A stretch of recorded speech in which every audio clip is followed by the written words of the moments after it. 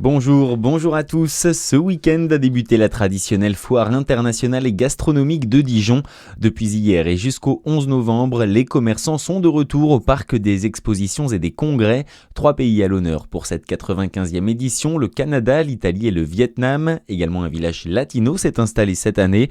Avec près de 400 exposants et 50 points de restauration, l'organisateur espère, comme l'année dernière, attirer près de 170 000 visiteurs.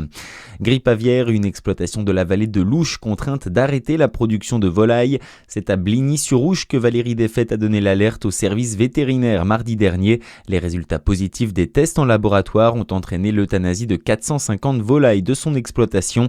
Des zones de surveillance renforcées ont été mises en place autour de la zone. Trop tard pour l'éleveuse qui a déclaré arrêter la production de volailles. Également dans l'actualité nationale, tout le monde devra faire des compromis, répète Sébastien Lecornu. Le Premier ministre s'exprime dans les colonnes de la Tribune dimanche en plein débat sur le budget à l'Assemblée nationale. Le chef du gouvernement dit être très lucide sur la situation, mais que si ceux qui veulent vraiment que cela fonctionne pour le pays jouent le jeu, on va y arriver. La discussion budgétaire doit durer au moins jusqu'à la mi-décembre entre l'Assemblée et le Sénat. 2 policiers du dépôt du tribunal de Bobigny mis en examen et placés en détention provisoire. Ils sont poursuivis pour viol et agression sexuelle par personnes abusant de l'autorité conférée par leurs fonctions. Une jeune femme assure avoir été violée dans la nuit de mardi à mercredi par les 2 collègues qui, eux, évoquent des relations sexuelles consenties.